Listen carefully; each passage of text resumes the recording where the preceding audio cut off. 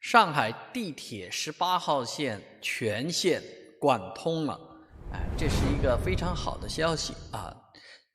北段它的18号线北段呢，计划在今年年底之前建成开通运营。这个18号线作为一条南北走向的这个地铁线，它串联起很多条线，所以是一条非常重要的地铁线。它的最北段是长江南路站，这个站呢就会和3号线从起点站就可以有交汇了。然后是殷高路到上海财经大学，然后复旦大学，国权路和10号线换乘，抚顺路、江浦路，这地方又和8号线换乘，到江浦公园12号线换乘，平凉路、丹阳路，这2站就过江，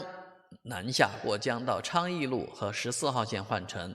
民生路和6号线换乘，杨高中路和9号线换乘，然后是迎春路我们也可以注意到迎春路这儿就是世纪公园我是以前很喜欢去世纪公园开车到那儿玩但是最近几年没去了就是嫌开车太累了，太麻烦。那将来就可以坐地铁到迎春路站下去，到世纪公园里面玩接下来到龙阳路站跟2号线、7号线、16号线换乘以及磁悬浮，是吧？再下来是芳新路站、北中路站，最后到的是莲溪路站。莲溪路站可以和13号线进行换乘这就是目前的这个18号线北段的这个情况，在年底之前这么一大段可以通车了。而它的未来呢，还有一个就是说已经通车的部分了还有一个已经通车的部分是它的南段这一部分是从玉桥开始11号线的，在这个玉桥站这儿有11号线换乘一直到杭头这一带来讲都是原来的这个叫